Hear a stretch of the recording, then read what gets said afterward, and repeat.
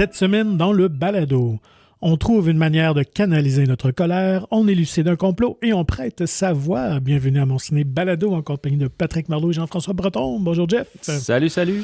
Donc, est-ce que j'essaie d'imiter ta voix? Vas-y. Non, j'ai pas pratiqué ça. Il est arrivé sur le fly avec cette idée-là, malheureusement. Ça aurait été vraiment bon. Ou qu'on monte au montage, mais en même temps, ça serait très inintéressant. Visuellement, ça aurait été drôle.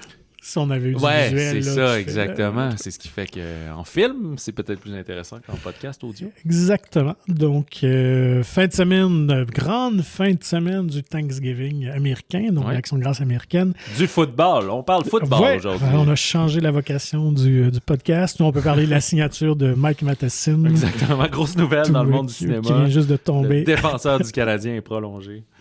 Mais donc, vous allez comprendre que c'est pas une grosse fin de semaine. Tout le monde se sont tassés, ont laissé la place au one-two punch de Zootopia. C'est ça, c'est pas une grosse en termes de quantité, mais en termes de qualité. Et voilà. Mais au Québec, on n'est pas en reste. Hein? On a une grosse sortie québécoise avec les Furries, un film sur les mascottes et l'amour... Ah non! Les Furies. Non, les Flurries, oui, c'est ça. Petit tour d'horizon d'actualité avant de parler des nouveautés à l'affiche. Donc, je me lance. Ouais, j'ai juste des bandes annonces. Ça, je pense que ça va te faire sourire. Ah ouais? Puis je pense qu'on peut discuter de ça. Jurassic Park ou Ninja Turtle? Non. On a déjà parlé des mais je pense que ça doit être une franchise que tu as dû aimer, je pense. Rush Hour. J'ai vu, mais je sais pas... Okay. J'ai pas de tatou de Rush Hour. Non, okay. Je pense que c'est des... ça a l'air comme déçu. C'est plus... C'est parce que, contrairement à toi, je m'achète pas genre de chandail des films ou des affaires que j'apprécie ou les propriétés intellectuelles et tout. Fait que c'est pour ça que je suis comme... je me souviens d'avoir écouté ça, le West Club vidéo. C'était bien drôle, mais écoute, je les ai pas revus depuis 15 ans. Ça aurait pu, parce que c'est dans cette tranche d'âge-là. Je pourrais pas dire que ça m'a forgé autant que, mettons, un Armageddon ou un Titanic. Là, ça a beaucoup plus marqué. C'était plus marqué. C'est pas des franchises de la même manière, mais ça, c'est vraiment des films que... Ouais, je m'en souviens d'écouter les trames sonores ou des choses comme ça. Rush Hour, c'était la comédie, on la louait, puis on l'écoutait 3 fois. Tu sais, on louait 48 heures les films? On l'écoutait genre le soir, le lendemain matin, l'autre soir, puis on allait la reporter. Là. Je vois que pour moi aussi, c'était une pâle copie un peu de Little Weapon, tous ces genres de body cop movies-là. L'arme au Québec, c'est ça? Ouais. Moi, j'avais... j'étais un grand fan de Jackie Chan. Mais ça a fait... Oui, c'est ça. Quand j'étais jeune, moi, je pense que j'ai plus vu Zizanie dans le Bronx. Les Jackie Chan. Il y avait aussi un dessin animé de Jackie Chan. Que j'aimais. Ou Vrac, là, truc de talisman, là, je pense. Ouais, c'est ça qu'on aimait beaucoup ça avec mes cousins. Je me souviens qu'on écoutait ça. Fait que oui, je suis quand même de l'ère Jackie Chan, mais je suis pas autant passionné que d'autres de mon âge aussi, là, c'est vrai. Mais ça fait très longtemps qu'il y a des rumeurs d'un fameux 4e, puis oui, puis quand, puis peut-être, puis non. Ça se concrétise un petit peu plus. C'est avec qui ces films-là? Dans le sens, c'est pas Lionsgate? C'était New Line Cinema. Okay. Donc Warner Brothers. Ouais. Mais pour faire la petite histoire, je pense que le dernier film remonte à 2007, le 3e film. D'ailleurs, Chris Tucker n'a jamais vraiment fait autre chose depuis. Il a comme pris une semi-retraite. Mais effectivement, dans les années 2010, on en parlait de faire un 4e volet. Est arrivée finalement la avec Brett Ratner, qui avait été accusé. Il était cancel dans le MeToo. Oui, le réalisateur, qui était dans le MeToo Movement, donc d'harcèlement sexuel. Super. Et tout ça fait que là, il était rendu toxique. Alors, plus personne ne voulait faire le 4e film. Puis c'était attaché à lui. Effectivement. Arrive 2025 avec un nouveau président américain qui commence à avoir de solides liens avec Hollywood grâce à David Ellison de Skydance. On en parle dans les dernières semaines, on a parlé. Donc, Paramount Pictures va prendre maintenant la distribution du 4e Rush Hour. Donc, Warner Brothers leur cède les droits. Avec Brett aux commandes. Avec Brett Ratner qui revient. C'est un beau projet que tu nous présentes là, Pat. Ouais, quand même. Mais vous allez voir les tentacules quand même de ce président américain. Donc, on sait que Trump est très... tu penses qu'il a la main mise sur bien des choses? C'est lui, en fait. Oui, c'est ça. Sûrement, oui. Donc, c'est lui qui a dit à Paramount, « Hey, c'est une de mes franchises préférées. Ce serait le fun que le 4e film ait de l'avant. » Donc, lui est très chummy avec Larry Ellison, qui est le père de Dave Ellison, qui appartient donc Paramount Pictures. Brett Ratner a fait un documentaire sur Melania Trump. Ah, il est fin. Il est gentil, hein? Qu'Amazon vienne d'acheter pour 40 millions. Ben oui. Alors, Jeff Bezos. ben voilà. Et le producteur de Rush Hour, Arthur Sarkisian, avait produit un documentaire l'an dernier sur Donald Trump, un documentaire très flatteur, The Man You Don't Know. Ben évidemment, oui. Alors, tout est dans la famille trompienne. Ah ouais, j'aime ça. Ouais, on sent que c'est vraiment le cinéma militant gauchiste, hein, c'est tout ça. Donc, ouais, fait que là, c'est assez drôle comme situation. Et là, ben, sur les réseaux sociaux, en tout cas, les commentateurs se moquent un peu de tout ça parce que le film préféré de Donald Trump serait Bloodsport avec Jean-Claude Van Damme. Ah ouais? Et on se demande... Mais c'est quand même un cinéma international, d'une certaine façon, d'avoir un acteur belge comme ça. Oui, effectivement. Bon, il doit être rendu américain, j'ai l'impression. Puis c'est toutes des affaires illégales qui se passent dans le film, en plus, des combats illégaux. Mais c'est l'homme... guerrier, tough et tout ça. Fait que, bref, alors on aura droit à un Bloodsport. J'imagine qu'il y a dû en avoir un deuxième sans Van Damme. Confirmé pour Rush Hour, oui, tout à fait. 4. Est-ce qu'il va sortir genre le 4 juillet? Là? Écoute, ça reste à voir.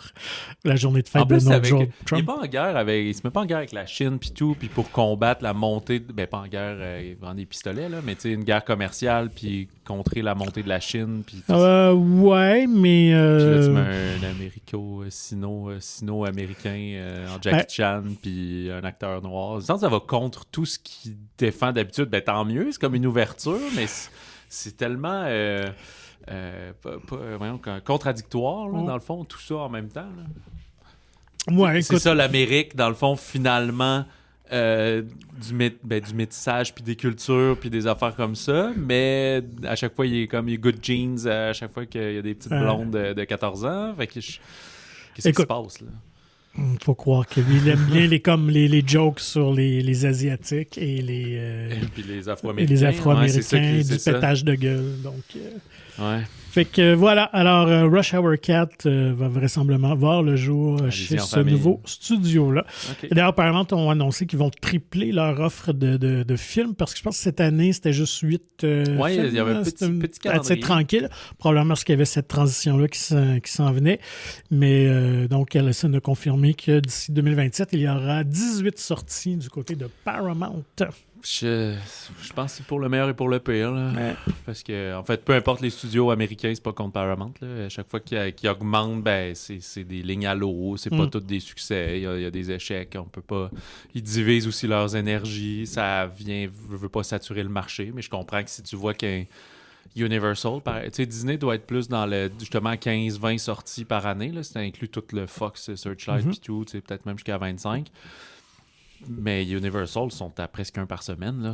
C'est 35-40 films par année. Fait que c'est sûr que tu vois leur part de marché. Leur moyenne au bâton est un peu moins élevée, mais ils vont bien plus souvent... ils ont plus de présence au bâton si on met ça dans le même titre. Fait qu'ils finalement ont plus de chance. Ils font plus de coups de circuit au bout de l'année. Fait que je comprends qu'un Paramount, un Sony, Warner, nous autres aussi, plus. T'sais, cette année, c'est spécial. Warner aussi, là, eux sont dans des ventes puis des pas sûrs et tout. Puis ils ont eu une année difficile. Fait qu'il y avait peut-être il y avait eu il y a 2 ans difficiles, ça a bien fini. Ils ont peut-être tassé des choses, etc. Fait que c'est le seul distributeur, sauf erreur, je vais rapidement. Ouais, c'est le seul qui a pas de film à Noël. Là. C'est vrai. Depuis One Battle. Ouais. Puis ils ont Wuthering Heights en février. Ils étaient supposés avoir Cat in the Hat qui ont tassé novembre, ils l'ont tassé à février, finalement ils l'ont retassé à novembre prochain. Fait que Thanksgiving 2026, là, littéralement dans un an, comme ça va être Hunger Games, puis le chat dans le chapeau, là, chat chapoté, là, je sais plus comment ils l'appellent, en animation. Ouais, chat dans le chapeau, chapoté. Ouais, il était supposé avoir en octobre Shrek, Mortal Kombat, puis là, ouais, mais je pense que pour vrai, il l'appelle le chat chapoté. Le chat chapoté, ok. Mais comme...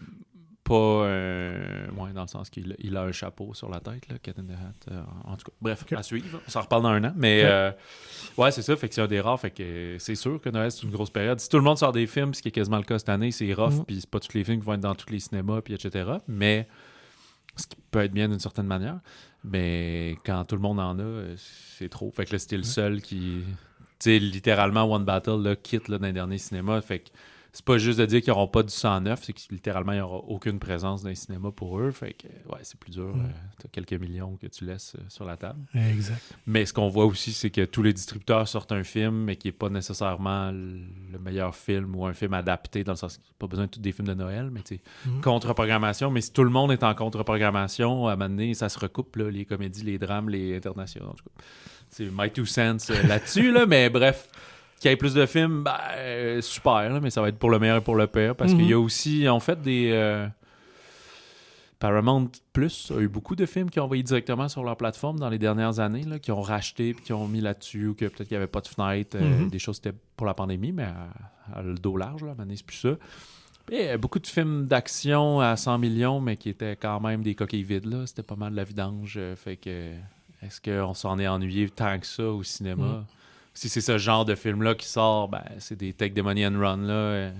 J'ai l'impression qu'on avait parlé la semaine dernière d'ailleurs de Star Trek, donc, qui est de leur propriété. Alors j'ai l'impression qu'ils vont essayer probablement de regarder leur catalogue, de voir quelle franchise, là, ça fait longtemps qu'on n'a pas eu de film, puis essayer d'aller chercher un public pour ça. Là.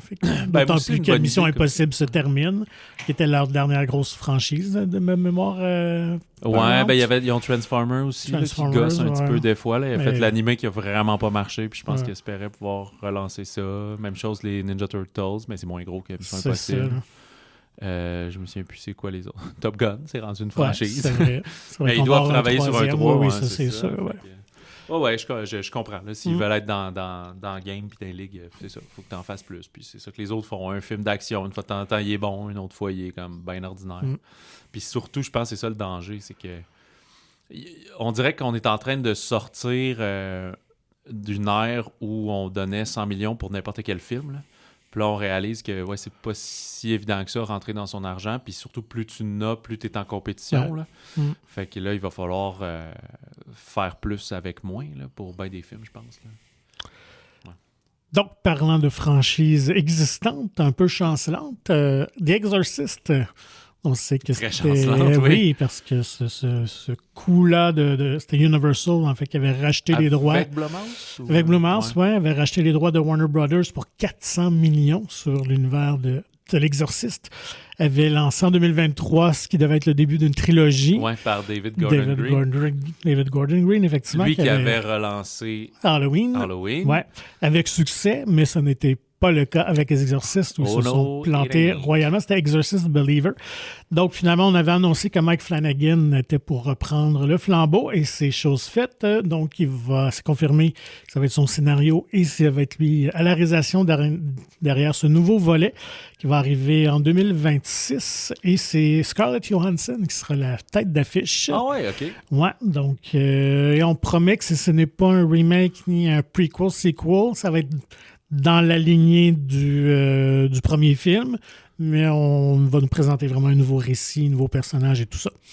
Donc, est-ce qu'on sait la date, octobre?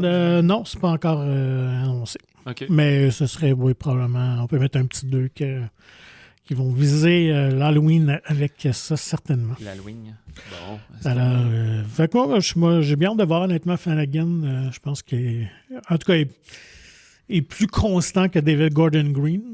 Je trouve qu'avec sa trilogie d'Halloween, c'était pas toujours parfait. Fait que Flanagan, c'est lui qui avait fait récemment The Life of Chuck. Ouais, il se promène un peu plus. Il a fait bien du Stephen... Beaucoup de Stephen King. Il a fait du Netflix aussi. Ouais, c'est lui qui avait fait la suite du Shining. Là. C'est Dr. Sleep, oui. Puis je pense que The House of quelque chose, j'ai oublié son Netflix. Bref. Fait que voilà, pour les nouvelles, bande-annonce, quand même, 3 petits trucs qu'on a relevés. Parlons de... Non, gardons ça pour... Ah non, les deux peuvent aller. Guide-nous. Allons-y avec la bande-annonce d'un film québécois qui va prendre l'affiche l'été prochain. Oui, Françoise, c'est genre de voir comment ça va se dire. J'imagine qu'on va le prononcer Françoise, mais c'est François.e. Une comédie de Jean-François Asselin qui n'a pas fait tant de cinéma, il a fait du cinéma plus dramatique, mais qu'on connaît entre autres pour Plan B, Les Pêcheurs ou Back in the Days, François en série justement. François. Ça met en vedette Louis Morissette, Robin Aubert, Geneviève Schmidt et mystérieuse Pascal Desrivillon, que j'ai cherché un peu. Je pense que ça va être son plus gros rôle jusqu'à présent. Dans le petit teaser de 1 minute, évidemment, je pense qu'on veut profiter du véhicule des Furies pour nous demander de placer la bande-annonce devant. Là. C'est un distributeur différent, mais quand même, d'une comédie attire du monde sur la prochaine grosse comédie. Oui. Fait que c'est pas 100% clair, mais vu que c'est plus 3 petites scénettes pour nous montrer des blagues, mais dans le fond, le personnage de Louis Morissette a dû mentir sur son identité de genre pour obtenir un emploi ou quelque chose. C'est un scénariste sa carrière stagne un peu, donc pour aller chercher des subventions, doit maintenant cocher les bonnes cases. Fait que là, il a dit qu'il était trans, fait qu'après là, il va être un peu à l'agent Suit, il va être pogné à jouer le rôle de un homme qui est en train de changer vers une femme en identité. Fait qu'il va sûrement se mettre dans les pieds dans les plats. Peut-être qu'il va rencontrer d'autres personnes réellement trans et réaliser qu'au bout de cela... D'après le synopsis, ça ressemble un peu à ça. Là. D'après moi, ça se veut, puis je dis ça poliment, mais c'est un film fait par des gens d'une 50aine d'années qui réalisent ça. On a juste Xavier qui sort dans quelques semaines, qui est un peu la même chose. Puis je regarde pas ça de haut, c'est juste comme, c'est parfait, c'est comme un message d'ouverture sociale qui est en train de passer à travers différents véhicules pour différentes, je sais pas, strates de la société ou groupes... le groupe démographique, ça serait plus ça que je veux dire. Fait que c'est bien correct. Là. Je pense qu'il va y avoir une couple de bons gags et voilà, à découvrir l'an prochain.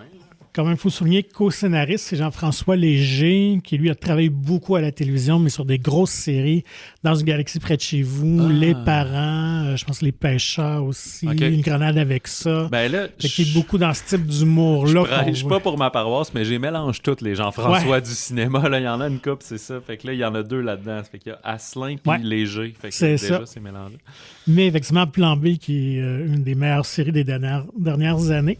Et lui avait fait la première saison, mais au Canada anglais, c'est lui qui est derrière, en fait, toutes les 3 saisons. Ben là, c'est encore une production de KO aussi, le film. Là, et qui reste en famille. Donc, 6 juillet pour Françoise. Sinon, petit... Je pense que c'était 8 juillet. Mais, 8, bon. 6, 8. Début juillet. Première semaine de juillet. Voilà, on peut se mettre d'accord là-dessus. On s'en reparle. Un petit teaser qui devrait prendre l'affiche celui-là en décembre 26. C'est le nouvel Astérix en animation 3D. Donc, Astérix, c'est le royaume de Nubie. Ouais. C'est qui? C'est les Patelières c'est ça, les scénaristes, en fait. Donc, Mathieu Delporte et Alexandre de la Patelière, du Comte de Monte Cristo, des Trois Mousquetaires. Réalisateur, je ne le connaissais pas. Je suis allé voir un peu, mais je pense que c'est quelqu'un qui provient vraiment de l'animation. C'est une histoire originale? Histoire originale qui amène Astérix Obélix en Afrique. Pour essayer de trouver... J'espère qu'on ne s'est pas trop inspiré de Tintin au Congo. Non, vraiment pas. Ils doivent trouver un morceau de baobab. Oui, parce que tout le monde est devenu des bébés. Effectivement, le village sont devenus des enfants parce que Panoramix a mis une élixir de jouvence dans la potion magique. Et là, elle doit recréer une potion pour leur donner leur taille adulte. À noter quand même que depuis le dernier film d'avant, donc c'était Astérix et le secret de la potion magique, qui était aussi en 3D, en animation, de 2018. C'est quand même Christian Clavier qui a repris la voix d'Astérix. Ah ouais, OK. Parce qu'évidemment, longtemps, c'était Roger Carrel, qui datait de... Obélix, non? Oui, c'est ça. Qui est décédé depuis, mais j'avais pas réalisé que c'était Clavier qui avait repris son rôle d'Astérix. C'est vrai, parce que lui, il était le premier à le faire en réel pendant quelques films avec Depardieu. Oui. Ah, ben oui, c'est vrai.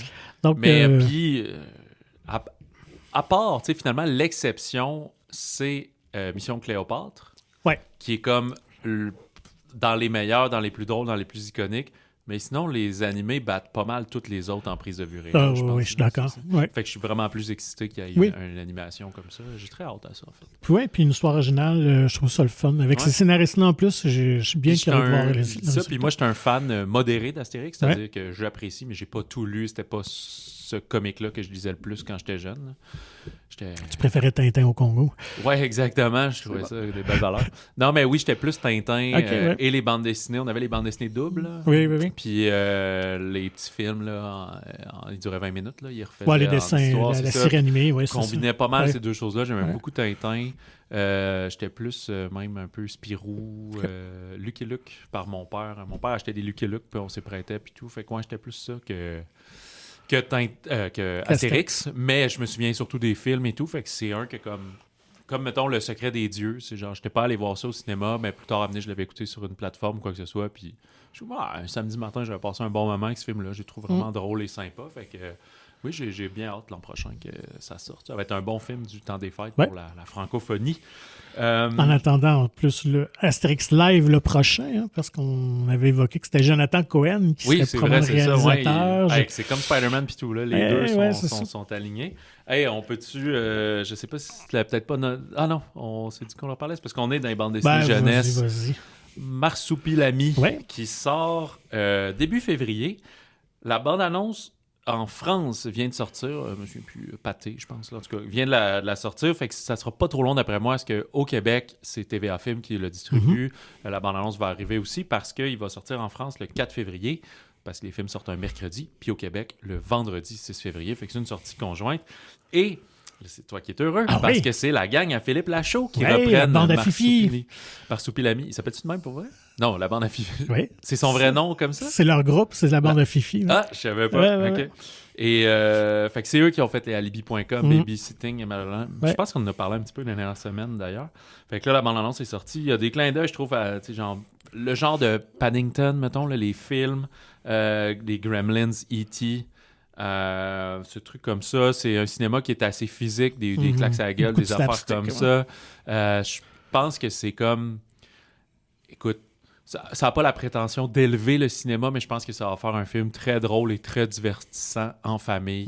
C'est toute sa gang, c'est ça, Tarek Boudali, sa conjointe Élodie Fontaine, puis les autres qui en découlent de tout ça. Fait que je pense que c'est une bonne idée de leur part d'avoir confié ça à eux. Puis il va y avoir aussi Jamel Debbouze, qui reprend son personnage, lui, sur la piste de Marsupilami, je pense.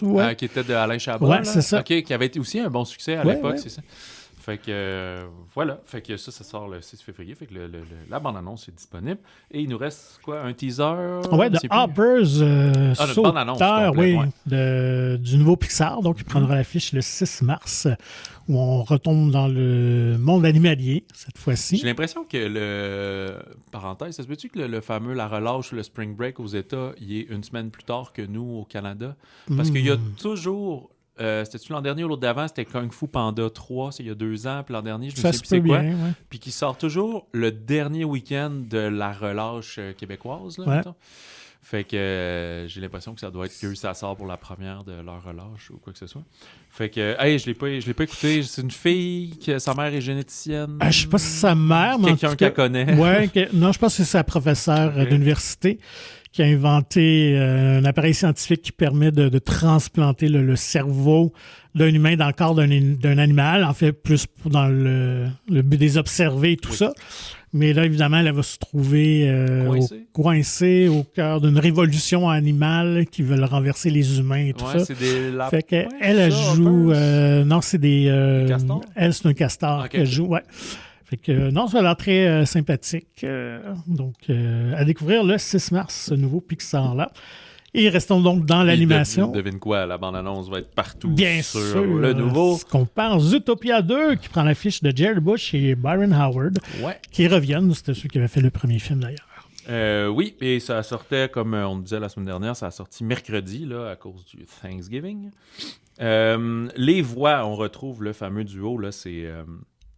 Judy Hopps, la pine, et Nick Wilde, le renard. Fait que c'est Jennifer Goodwin, qui est plus une comédienne de voix. Là, on la connaît moins, pas de visage, mais c'est Jason Bateman. Et on ajoute Kiwi Kwan, qui va jouer un serpent. Andy Samberg, un wildcat, un chat sauvage. En tout cas, un lynx du Canada, je pense. Peut-être. Écoute, on est à Zootopia, il n'y a pas de pays. Idriss Elba reprend la voix du chef Buff, le chef de police. Shakira, qui est la gazelle chanteuse. Danny Trejo, faire la voix d'un sympathique lézard. Alors là, ce qui se passe, c'est le fun. Il y a tout de suite au début du film, il y a un recap de la fin. Et nous, on est 10 ans plus tard, parce que c'est 2016, on est dans 25, là, 9 ans et quelques. Mais là-dedans, c'est la semaine d'après, pratiquement. Ils ont fait leur grosse arrestation, hein, de stopper toute la grosse histoire du premier film, mis le méchant derrière les barreaux. Mais là, on dirait que leur hype comme ça de ce duo improbable, parce que lui était un petit criminel, une policière qui essayait de se faire valoir, où tous les policiers sont des gros taureaux, puis des buffs, puis des gros jocks. Puis là, ça marche pas, puis ils essayent de faire des affaires spectaculaires, puis des grosses arrestations, mais là, ils contreviennent aux directives et tout, fait qu'ils se font beaucoup challenger de genre, ben là, vous faites juste merder, là, c'est ça. Fait que vous devez... ils forcent à s'inscrire à une thérapie de professionnels pour les coéquipières.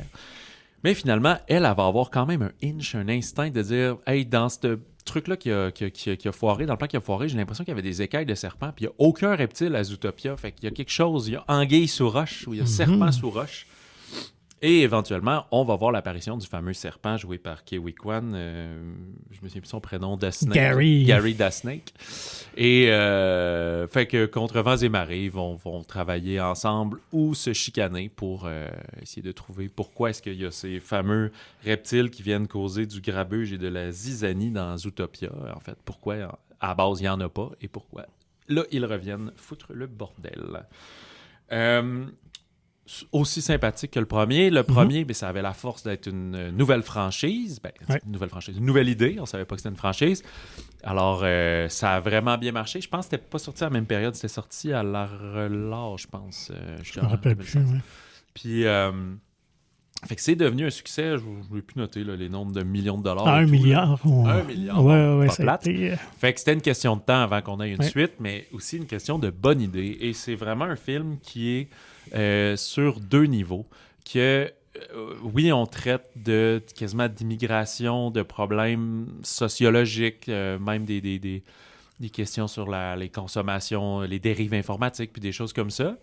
Mais c'est très subtil. Au premier plan, il y a cette enquête, il y a cette histoire d'amitié, il y a cette histoire d'ouverture aux autres, dire qu'on les aime, dire que si on agit d'une certaine manière, c'est parce qu'on... Tu sais, comme qui aime bien châtie bien, là, un peu ce côté-là. Fait que c'est ça. Eux, il faut qu'ils brisent leurs difficultés pour bien travailler ensemble. C'est une relation d'amitié. Et c'est le fun aussi parce que c'est pas une relation d'amour, là, justement. Là. Et puis c'est une enquête, puis les personnages sont drôles. Il y a beaucoup de blagues visuelles qui font référence à la culture populaire animale, à un ours qui boit un coke, puis des choses comme ça. Et au film aussi, quand même, un petit clin d'œil. Au cinéma en général. Au cinéma, oui. Il y en a une référence à Pixar, il y avait un bon gag, mais j'ai oublié le film, mais surtout de Shining. Oui, là, il y a une scène de labyrinthe puis de souffleuse. Vraiment, tout. C'est bien placé. Oui, fait que c'est ça. Fait qu'il y a ces 2 niveaux-là, puis, tu sais, c'est... Comme la plupart, quand même, des films animés, 3 ans, là, ça dure 1h40. Là, ils peuvent trouver ça un peu long. Là, vous connaissez vos enfants, mais à partir de 7 ans, vous avez vu le premier ou pas, allez-y, là, foncez. Là, c'est génial. Oui, tout à fait. Très sympathique. Un univers qui est le fun. Manque peut-être un peu le charme du premier. On découvrait cet univers-là, alors qu'on est plus dans l'action. Mais...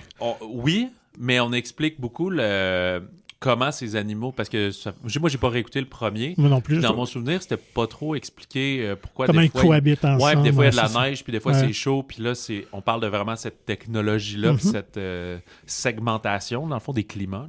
Oui. Donc, c'est ça. Donc, très sympathique, personnage très attachant, beaucoup d'humour, gag visuel et compagnie, tu l'as bien résumé. Je pense que Zootopia va jouer longuement, va être là jusqu'à Noël. Ça va être... Jusqu'à Noël. Moi, je pense qu'il va peut-être avoir des résiduels à relâche. Oui, peut-être. Donc, un autre succès assuré à Disney qui en ont dû ses besoins quand même. Cette année, ça a été plus dur, il faut le souligner quand même. Bien que Stitch leur a fait beaucoup de bien. Oui, c'est ça. C'est parce que du côté de Disney, tous les films, comme je disais d'emblée, pas quand ils sont rendus dans le Searchlight puis ces affaires-là, là, mais de base, là, ce qui est leur grosse locomotive, il n'y a pas beaucoup de films en bas de 100 millions. Mais quand ça marche puis que ça fait 1 milliard, t'essuies au moins 3 échecs. Fait que faut si on a une moyenne de baseball de 3.15, 315, là, ça va être correct. C'est assez payant. Il y a Avatar qui s'en Oui, vient. Oui, quand même. Devrait être correct. Il va avoir un très bon mais quatrième il coûte moteur. une fortune, c'est ça. Il coûte pas 30 millions. Fait que même s'il fait 2 milliards, il leur en a coûté 900 millions. Là, mais bon. Mais ce qui est surprenant avec Zootopia, c'est que c'est un gros succès en Chine. Parce qu'on sait que les productions américaines ont de la misère depuis la COVID. Et là... même après 2 jours, il a ouvert puis tout. Parce que je sais qu'il y a des films qui avaient de la misère à placer. Non, c'est ça. Écoute, en 2 jours, je pense qu'il a ouvert à 30 millions, là, ce qui est déjà le plus gros succès, je pense, américain de l'année. Là. Fait que ça s'annonce s'ils vont chercher un petit 200 millions, là, ça les aide beaucoup. Et écoute, ça risque d'être pas mal plus parce que même un parc thématique que Disney a ouvert Zootopia en Chine, à quel point que le premier avait été un grand succès. OK. Donc, il y a ces phénomènes-là, des fois, qu'on ne comprend pas toujours. Je sais pas si la voix de Kiwi Kwan aide. Je sais pas s'il est un peu... il doit pas être une vedette là-bas. Non, mais d'avoir un personnage d'origine asiatique, je pense que c'est sûr que ça va contribuer. Asiatique, mais asiatique chinoise, parce que s'il était japonais, ça les intéresserait pas nécessairement. C'est un peu comme nous, là, si tu arrives au Québec puis tu dis « c'est un Français, c'est comme vous! » Puis là, je suis comme « Non! » Puis là, en plus, là, c'est la même langue. Là. Je comprends que le Japon, c'est pas la même langue. Bref. C'est un autre film qui devrait, je pense, bien fonctionner du côté du Québec, Les Furies de Mélanie Charbonneau. Ben oui, premier long-métrage écrit par Gabriel Côté, qui joue le rôle principal.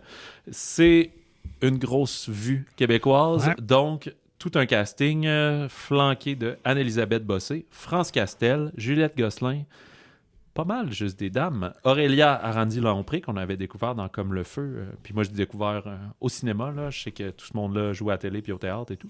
Debbie Lynch-White, Lyraël Dauphin, Sandrine Bisson et les gars qui ont quand même un petit rôle souvent de pas fin dans le film. C'est quand même aussi des faces qu'on aime. Antoine Bertrand, Maxime de Cotteret, le crotté de service, et Antoine Pilon. On est à Waterloo. C'est une comédie sportive. À Waterloo, il va y avoir une nouvelle équipe de semi-pro et à l'Arena, j'oublie le nom des personnages, là, le personnage d'Antoine Bertrand claire toutes les ligues amateurs, surtout, toutes les ligues féminines. Pour dire, là, c'est pour les pratiques de hockey, c'est pour le hockey, c'est pour les... comment ils s'appellent, donc, les Napoléons.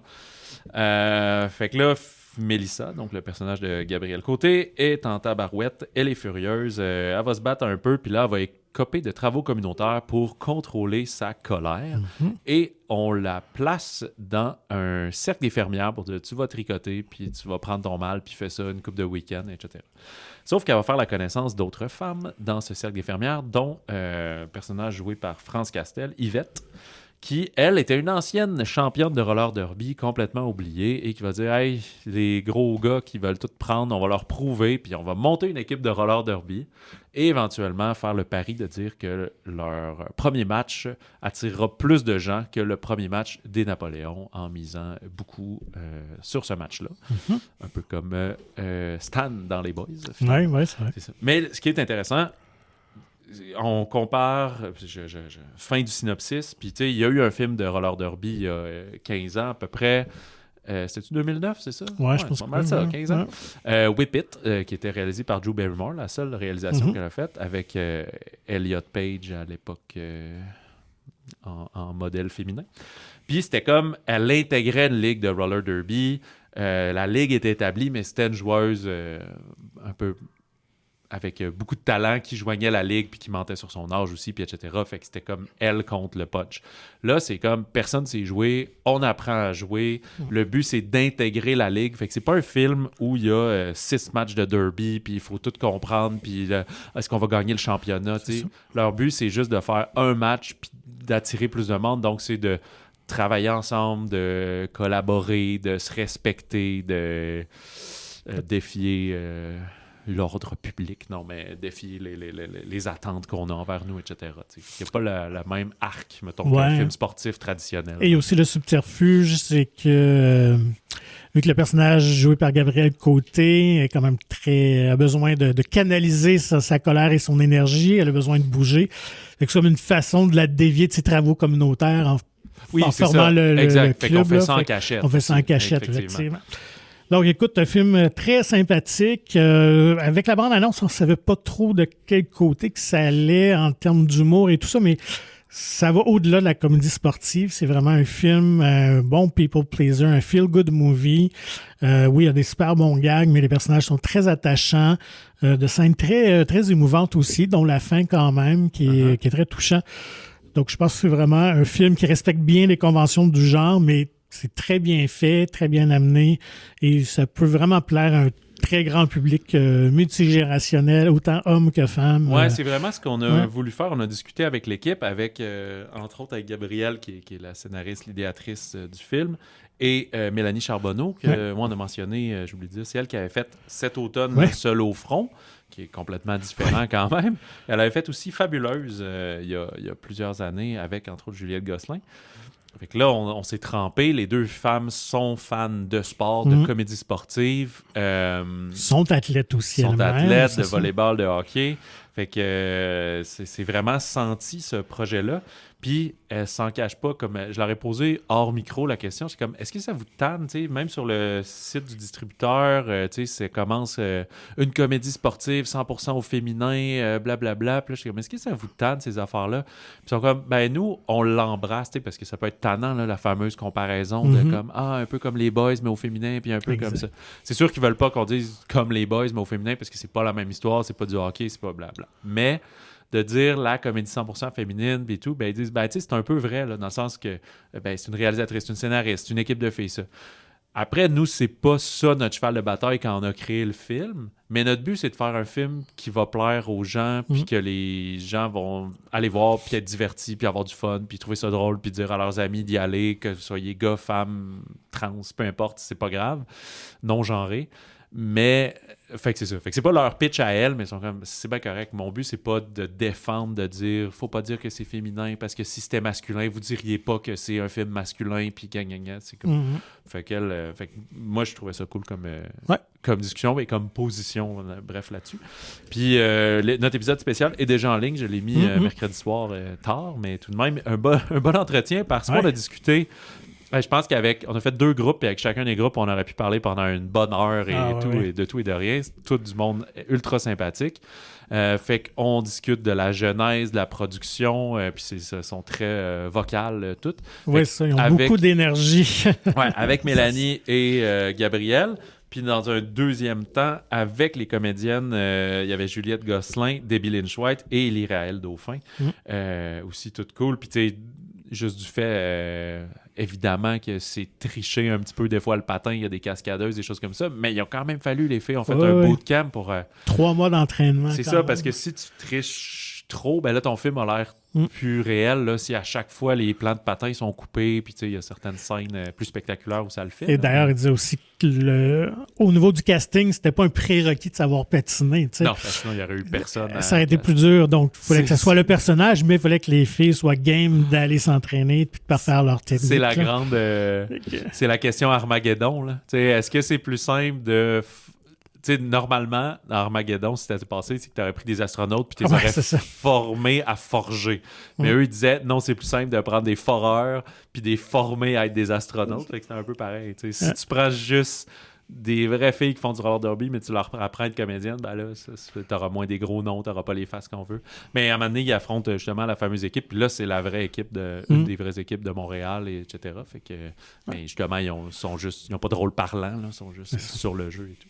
Fait que, chaudement recommandé. J'ai eu des critiques un peu tièdes, mais je suis comme, il faut pas être... C'est pas dans le sens que ça fait pas petit peuple, mais tu sais, c'est pas un film qui se vante de transcender le cinéma et renouveler la comédie de genre. C'est juste, on le fait, puis pensez-y même pas là, que c'est féminin. Il n'y a pas de revendication sociale si forte que ça dans le film. Là. C'est un pur divertissement pour grand public, complètement assumé. Des personnages un peu caricaturaux, stéréotypés, mais parfaits. La police, la personne trans, la lesbienne, là, ils sont là, puis c'est le fun. Le duo mère-fille est le fun pas mal aussi. Si vous voulez ma fille, il faut prendre la mère comme ça dans l'équipe. Mais là, évidemment, ils vont être toutes... L'équipe va s'écrouler parce qu'on se chicane, mais est-ce qu'elles vont revenir ensemble à temps? Bref, il y a ça. Oui. Allons du côté français. Oui, une comédie. On est tout en légèreté quand même. Répondeur de Fabienne Godet. Oui, que moi, j'ai pas eu la chance de voir, mais que toi, tu as vu. J'ai eu la chance de voir. J'ai vraiment bien apprécié ce film-là avec Denis Podalides et Salif Cizé. ça a l'air... Ben, je vous reparlerai un peu de Salif par après, parce que, évidemment, ça dit rien à personne. Je vais vous lire le synopsis, puis vous allez dire, bon, une autre comédie, vaudeville, Ciel, mon mari. Mais il n'en est pas. Allons-y étape par étape. Baptiste, un imitateur de talent, parvient pas à vivre de son art. Il joue dans une salle de spectacle, mais c'est pas très rempli, fait qu'il essaie de mousser ça. Mais il va être approché par Pierre Chauzen, donc joué par Podalides, qui est un romancier célèbre, mais très discret, pas ses réseaux sociaux et tout. Mais il arrive pas... Il a un ambitieux projet pour son prochain livre, plus personnel, pour le rapport à la relation avec son père.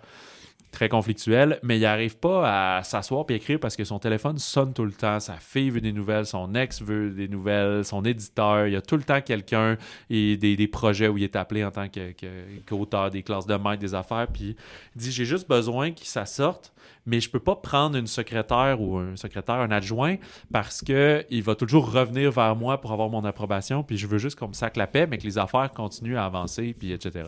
Fait qu'il dit... Il voit cet imitateur-là en devenir, il dit « J'aimerais ça que tu imites ma voix.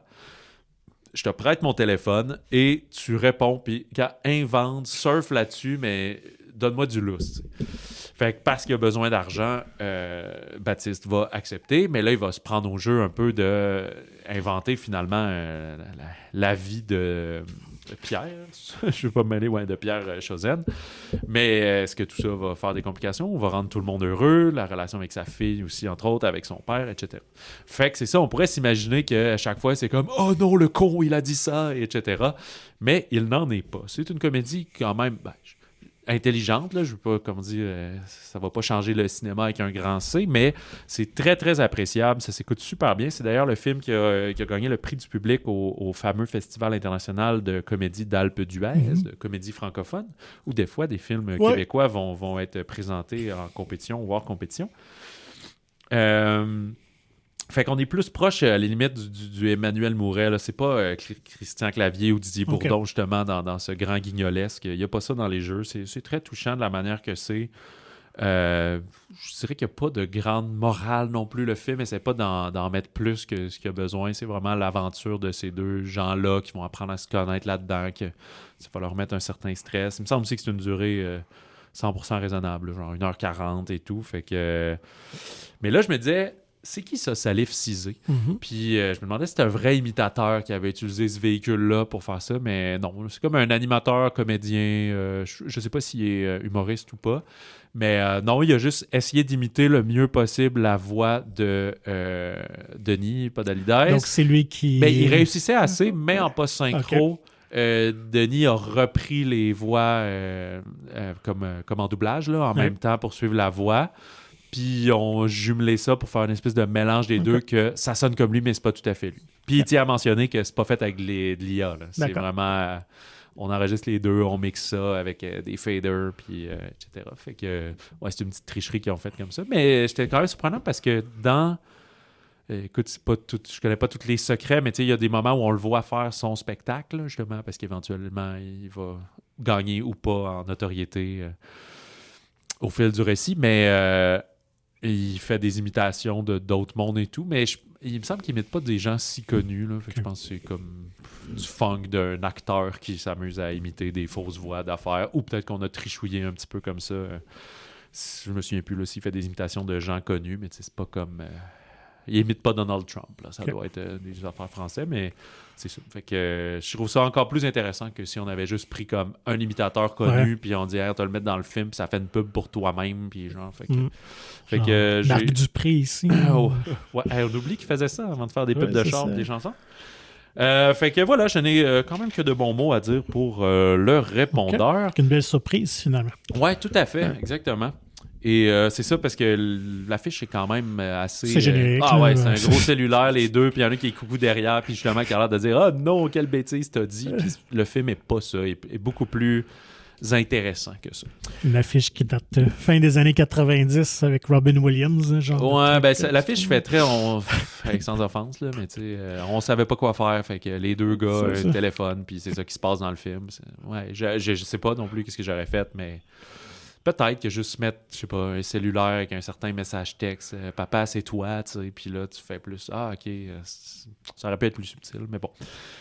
C'est parce que aussi, tu sais, nous, c'est moins des vedettes ici. Même Denis Podalides, c'est dans plein de films, mais c'est pas une vedette. Là, fait que peut-être que c'était important qu'on voit les comédiens. Là. Ouais. Autre sortie, ça sort à Montréal en sortie plus limitée, probablement ailleurs, peut-être par la suite en région, en ciné-répertoire. Mauvais mari, donc Wixarinjitara de Zacharias Kunuk, lui qui est célèbre entre autres pour Atanarjuat, la légende de l'homme rapide, qui était au début des années 2000. Ouais. Je veux pas me tromper, j'ai oublié de noter, mais c'est un film de Première Nation, mais je me souviens plus. C'est Inuk? Oui.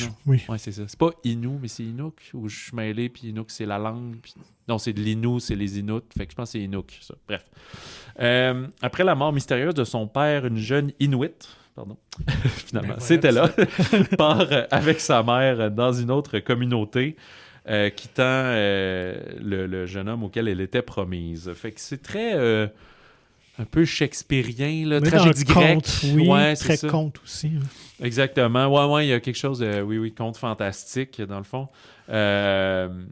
C'est assez modeste en action, mais c'est le fun de voir un cinéma, pas international, mais différent. C'est vraiment d'autres cultures. C'est une expérience un peu déroutante quand même, puis ça nous donne accès à une culture qu'on connaît moins. Fait que juste à ce niveau-là, si vous êtes moindrement aventurier des fois dans votre cinéma, ça peut être intéressant à voir quand même. Parfait. Qui avait gagné le Grand Prix d'ailleurs au TIFF comme film canadien. C'est ça, ouais. Depuis le 26 novembre, j'en parle une couple parce que je suis pas sûr qu'on va tous les voir ou qu'on va les recouvrir dans les prochaines semaines. Fait que c'est la vie, parce qu'à un moment donné, des fois, quand ça ressort 4-5 semaines plus tard, on dirait que c'est plus trop d'actualité d'en parler. Je l'avais nommé la semaine passée, Wake Up Dead Man, une histoire à couteau tiré, Knives Out Mystery, qui est en sortie de à peu près 2 semaines. Il joue un petit peu plus large que je pensais. Finalement, il y a une dizaine d'écrans au Québec. Le nouveau Benoît Blanc de Ryan Johnson, qui est un film de Netflix, mais qui a un beau petit 2 semaines quand même sur écran. Tout le temps une vue sympathique au cinéma avec Daniel Craig, puis tout le reste du Nouveau Monde, parce que c'est une nouvelle enquête. On dit beaucoup de bien de Josh O'Connor, qui brille. Josh O'Connor a genre 5 films cette année, là. C'est trop comme passé, mais il est brillant dans tous les films dans lesquels il joue, et là-dedans aussi. On l'a vraiment découvert dans Challengers il y a 1 an, de Guadagnino, exactement. Eternity de David Frayne, dans l'au-delà où chaque âme doit choisir avec qui va passer l'éternité. Il y a une femme qui est déchirée entre l'homme avec qui elle a partagé toute sa vie et son amour de jeunesse qui était décédé à la guerre. Donc, qui choisir? Et c'est un beau trio. Elizabeth Olsen, Miles Teller qui joue celui à qui elle a mené toute sa vie, et Callum Turner, cet amour perdu. Il y a aussi Davin Joy Randolph, très sympathique, qu'on avait vu dans le film de Noël avec Paul... J'ai oublié tous mes noms aujourd'hui. Giamatti, c'est ça. Triangle amoureux, un peu existentiel, des dialogues sympathiques. C'est un peu de tergiversation et tout. Là, au niveau de la DA, ça va être très intéressant parce qu'on est justement dans l'au-delà et tout ça. On dit dans des... Oui, vas-y. J'allais dire The Good Place, là, un peu cet événement surréel qui fait aussi très décor, mais justement, c'est comme un monde de décor. Ouais. Il y a Hamnet de Chloé Zhao qui sort justement un peu à Montréal, et il y a une petite expansion la semaine prochaine à suivre et tout. C'est un film surtout, je dirais, pour les amateurs de la course aux Oscars. Jessie Buckley, Paul Mescal qui vont assurément être en liste pour cette grande performance. Qu'est-ce qui se passe c'est pas Hamlet, mais c'est bien Hamnet, parce qu'en fait, c'est l'enfant de Shakespeare et de sa femme qui va pas bien. Ça va être la mort de leur fils unique, et tout ça va tranquillement l'inspirer à écrire justement Hamlet là-dedans. On est dans l'Angleterre rurale du 16e siècle. Fait que c'est une ode vibrante à l'art et à la création, et c'est inspiré du roman de Maggie O'Farrell qui co-scénarise. Fait que c'est un film artsy, de performance et de prouesse et tout. Comme un par Chloé Zhao de No Man's Land. Oui, exact. Quand même coproduit par Sam Mendes et Steven Spielberg. Fait qu'il y a du poids là-dedans. Là. Mais je pense pas que ça va faire courir les foules. C'est vraiment amateur de... Là, on est plus dans le cinéma avec un grand C. Là. Fait que moi, je suis bien curieux de voir le film, mais on n'a pas eu accès encore, etc.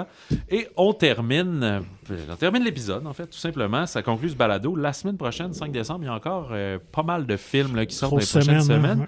Moi, je suis très curieux de voir, parce que... Five Nights at Freddy's 2. Non, vraiment pas. Mais L'homme qui rétrécit, avec Jean Dujardin, il est sorti en France déjà. C'est pas des critiques dithyrambiques, il y a du bien, du moins bien, mais c'est justement des films comme ça qui divisent. Ça me donne envie de voir ça. Film d'aventure, on dirait qu'on... Dans ce genre-là, on n'en voit pas ça si souvent. Puis c'est l'adaptation d'un roman il y a très longtemps. Oui, c'est ça. D'ailleurs, j'ai eu l'occasion de jaser avec Jean Dujardin et Yann Kounen, le réalisateur. Donc ça, le papier va arriver la semaine prochaine. Parce que tu leur as parlé en 2 temps, mais tu mets ça dans le même... Oui, on va le mettre ensemble, tout à fait. Fait que, tu mettras ça en ligne dans la semaine, si tu peux. Bref, curieux de voir ça, puis plein d'autres films, puis on s'en reparle, puis on continue le dernier droit vers le temps des fêtes. Pour nous contacter, écrivez-nous balado@commercialmonciné.ca et suivez Magazine Monciné sur Facebook et Instagram. Et like, share and subscribe là où vous écoutez le balado. Procurez-vous gratuitement le magazine Monciné, le nouveau est arrivé avec Catherine Chabot en couverture pour discuter de Foléchanerie qui prendra l'affiche le 30 janvier prochain. Plein de nouveaux articles, les chroniques rétro. C'est vrai, on n'a pas pensé de se garder, de présenter le magazine. D'ailleurs, la chronique rétro est sur Hamlet au cinéma. Ah, ben là, voilà. Pas fou pantoute, ça. Ça va te donner le goût de faire un marathon dans ton temps des fêtes Hamlet. Ah oui, ça va être léger.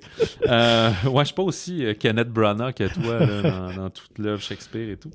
Bref, ce nouveau magazine est disponible en version numérique ou physique dans votre cinéma favori de la province. Visitez le monciné.ca pour plus d'informations. Sur ce, bon cinéma, bon popcorn, et si jamais vous avez de la colère en vous, venez rejoindre ma nouvelle équipe d'Ultimate Curling.